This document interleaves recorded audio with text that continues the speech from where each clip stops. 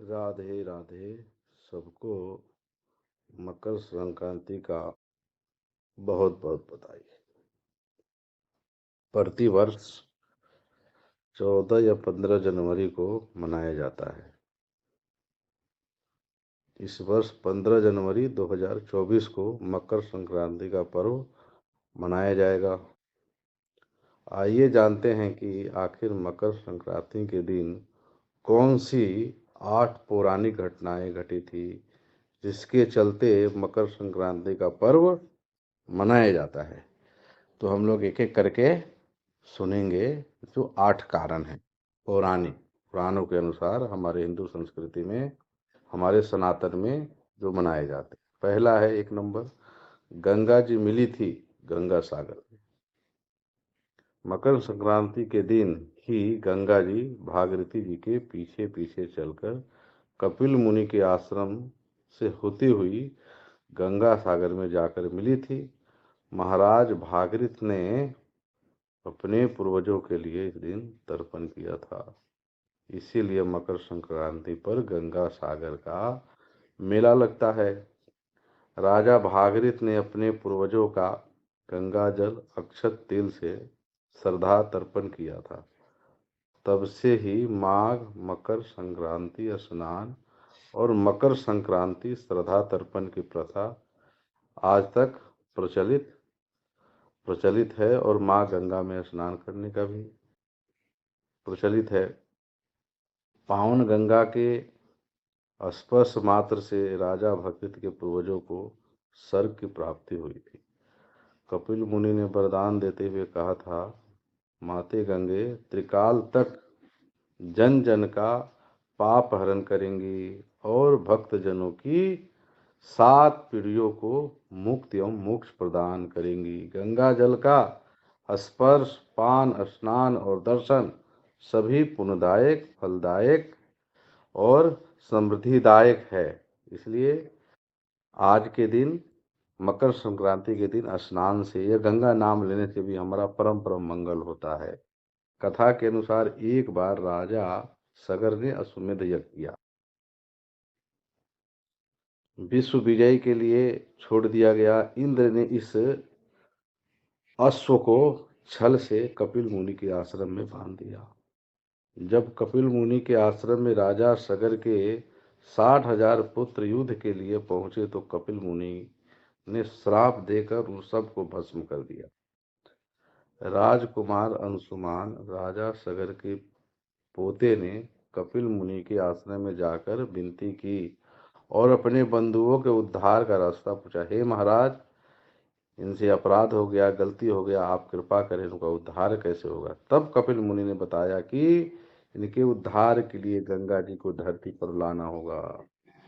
तब राजा अंशुमान ने तप किया और अपने आने वाले पीढ़ियों को यह संदेश दिया, क्योंकि तप से सब कुछ संभव है। बाद में अंशुमान के पुत्र दिलीप यहाँ के तप किया और उसके बाद दिलीप को भी सफलता नहीं मिली तो भागीरथी जी का जन्म हुआ और उन्होंने अपने पूर्वज की इच्छा पूर्ण की। उनका तप सफल हुआ। जब भागीरथ जी ने तप किया तो गंगा मैया उनके तप के प्रभाव से पृथ्वी पे आई। दूसरा नंबर, श्री हरि विष्णु ने किया था असुरों का वध। श्री विष्णु भगवान ने असुरों का वध आज के दिन एवं संक्रांति के दिन किया था। इस दिन भगवान विष्णु ने असुरों का अंत करके युद्ध समाप्ति की घोषणा की थी। उन्होंने सभी असुरों के सिरों को मदार पर्वत में दबा दिया था। इसीलिए यह दिन बुराइयों और नकारात्मकता को खत्म करने का दिन भी मनाया जाता है। इसलिए मकर संक्रांति मनाया जाता है। तीसरा नंबर है, सूर्यवंशी राजा करते हैं सूर्य की पूजा। जो सूर्यवंशी के राजा थे, सूर्य भगवान की पूजा करते। रामायण काल से ही भारतीय संस्कृति में दैनिक सूर्य पूजा का प्रचलन चला आ रहा है। राम कथा में मर्यादा पुरुषोत्तम श्री राम द्वारा किया सूर्य पूजा का उल्लेख मिलता है। मकर संक्रांति के दिन सूर्य की विशेष आराधना होती है, इसीलिए भी ये दिन विशेष है। चौथा नंबर है सूर्य की सातवीं किरण। सूर्य की सातवीं किरण भारतवर्ष में आध्यात्मिक उन्नति के प्रेरणा देने वाली है। सातवीं किरण का प्रभाव भारतवर्ष में गंगा जमुना के मध्य अधिक समय तक रहता है। इस भौगोलिक स्थिति के कारण ही हरिद्वार और प्रयाग में माघ मेला अर्थात मकर संक्रांति एवं पूर्ण कुंभ तथा अर्ध कुंभ के विशेष उत्सव का आयोजन होता है। जैसे कुंभ लगते हैं, इसके कारण से भी आज विशेष शुभ दिन है। पांचवा कारण है भीष्म पितामह। महाभारत काल में भीष्म पितामह ने अपनी देह त्यागने के लिए सूर्य के उत्तरायण होने की ही इंतजार किया था। कारण कि उत्तरायण में देह छोड़ने वाली आत्माएं या तो कुछ काल के लिए देवलोक में चली जाती है या पूर्व जन्म के चक्र से उन्हें छुटकारा मिल जाता है, उनका उद्धार होता है। उनका श्रद्धा संस्कार भी सूर्य की उत्तरायण गति में हुआ। फलतः आज तक पितरों की प्रसन्नता के लिए तिल अर्घ्य जल तर्पण की प्रथा मकर संक्रांति के अवसर पर प्रचलित है। छठा है सूर्य जाते हैं अपने पुत्र शनि के घर। आज के दिन हिंदू धर्म शास्त्रों के अनुसार इसी दिन सूर्य अपने पुत्र शनि के घर 1 महीने के लिए जाते हैं, क्योंकि मकर राशि का स्वामी शनि है। कथा के अनुसार सूर्य ने शनि और उनकी माता छाया को खुद से अलग कर दिया, जिसके कारण शनि के प्रकोप के चलते उन्हें कुष्ठ रोग हो गया था। तब सूर्यदेव के दूसरे बेटे यमराज ने इन्हें इस रोग को ठीक किया था। रोग मुक्त होने के बाद सूर्यदेव ने क्रोध में आकर इनके घर कुंभ को जला दिया था, परंतु बाद में यमराज के समझाने पर वे जब शनि के घर आए तो उन्होंने वहां देखा कि सब कुछ जल चुका था, केवल काला तिल वैसे के वैसे रखा था। और अपने पिता को देखकर शनिदेव ने उनका स्वागत उसी काले तिल से किया। इसी से प्रसन्न होकर सूर्य ने उन्हें दोबारा घर मकर उपहार में दे दिया था। इसी के बाद सूर्य ने शांति को कहा कि जब वे उनके नए घर मकर में आए तो उनका घर फिर से धन्य और धान से भर जाएगा। साथ ही कहा कि मकर संक्रांति के दिन जो भी काले तिल और गुड़ से मेरी पूजा करेगा उसके सभी कष्ट दूर हो जाएंगे, उसके धन लाभ की प्राप्ति होगी। इसलिए काले तिल से गुड़ को दान देना चाहिए और इसे पूजा भी करना चाहिए। सातवां कारण मैया जसोदा ने आज के दिन व्रत किया था। कहते हैं कि माता यशोदा जी ने श्री कृष्ण के लिए व्रत किया था, वो स्वस्थ रहे निरोग रहे, ठाकुर जी के लिए मैया व्रत करती है।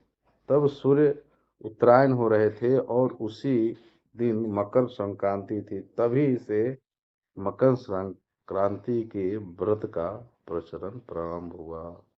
आठवां कारण होता है उत्तरायण होता है। सूर्य तब आज देवताओं का दिन प्रारंभ होता है, जो 6 महीना का एक दिन होता है देवताओं का। मकर संक्रांति के दिन सूर्य दक्षिणायन से उत्तरायण गति करने वाले होते। इसी दिन से देवताओं का 6 मास का दिन आरंभ होता है, जो आषाढ़ मास तक रहता है। सूर्य के उत्तरायण होने के बाद से देव की ब्रह्म मुहूर्त उपासना पुण्य काल प्रारंभ हो जाता है। इस काल को ही परा अपरा विद्या की प्राप्ति होती है। काला काल कहा जाता है इसे, साधना की सिद्धि काल भी कहा गया है। इस काल में देव प्रतिष्ठा, गृह निर्माण, यज्ञ, कर्म आदि पुनित कर्म किए जाते हैं। मकर संक्रांति के दिन पूर्व से ही व्रत उपवास में रहकर योग पात्रों को दान देना चाहिए। बर्तन का दान, कपड़े का दान, कंबल का दान, साल का दान, स्वेटर का दान, क्योंकि सर्दी है। आज के दान किया हुआ अनंत होता है, इसलिए यथासंभव ठाकुर जी ने आपको हमको जो दिया है उसमें हम लोगों को कोशिश करना चाहिए, कुछ न कुछ सेवा करे, दान करे। सूर्य संस्कृति में मकर संक्रांति का पर्व ब्रह्म, विष्णु, महेश, गणेश आदि शक्ति और सूर्य की आराधना एवं उपासना का पावन व्रत है, जो तन मन आत्मा को शक्ति प्रदान करता है। संत महर्षियों के अनुसार इसके प्रभाव से प्राणी की आत्मा शुद्ध होती है और संकल्प शक्ति बढ़ती है, जीवन में कुछ प्राप्त करने की शक्ति बढ़ती है, निराशा हृदय से हट जाता है और आशा और भगवत प्राप्ति का, जीवन में समृद्धि प्राप्ति का शक्ति प्राप्त होता है। मकर संक्रांति इसी चेतना को विकसित करने वाला पर्व है। विष्णु धर्म सूत्र में कहा गया है कि पितरों की आत्मा को शांति के लिए एवं स्वयं स्ववर्धन तथा सर्व कल्याण के लिए तिल के 6 प्रयोग प्रदायक एवं दिया जाता है। तिल को 6 प्रकार से आज के दिन करना चाहिए। तिल जल से स्नान करना चाहिए, तिल दान देना चाहिए, तिल से बना लड्डू का भोजन करना चाहिए या खिचड़ी बनाना चाहिए, या जल में तिल तर्पण अर्पण करना चाहिए और तिल से आहुति, तिल का उपटन लगाना चाहिए। आज तिल का महत्व है, हमारे संस्कृति में तिल का बड़ा महत्व है। तुलसी तिल देह समर्पिनु छाड़ बदाया जानी हो। विद्यापति जी कहते हैं, हे प्रभु, मैं आप अपने को आपको चरणों में समर्पित करता हूँ। किससे? तुलसी और तिल। तो इसलिए तुलसी और तिल से बहुत ही शुद्ध पवित्र माना जाता है। आज के दिन तिल का अनुदान, दान, समर्पण, सेवा करने से अनंत गुना फल प्राप्त होता है। हम लोगों को फल से क्या लेना देना, हम लोग वैष्णव हैं। हम लोगों का मन बुद्धि श्री राधा रमन लाल के चरणों में लगे, इसी भावना से हम लोग को दान भी नहीं, सेवा करना चाहिए। सब में हमारे राधा रमन हैं, सब जगह हमारे राधा रमन हैं, सब में राधा रमन है। इस भाव से जो भी दिया जाए सेवा भाव से दिया जाए। बोलो जय जय श्री राधे राधा रमन लाल की जय, श्री लाडली लाल की जय, श्री गिरिराज महाराज की जय। जय जय श्री राधे निताई गौर हरि बोल।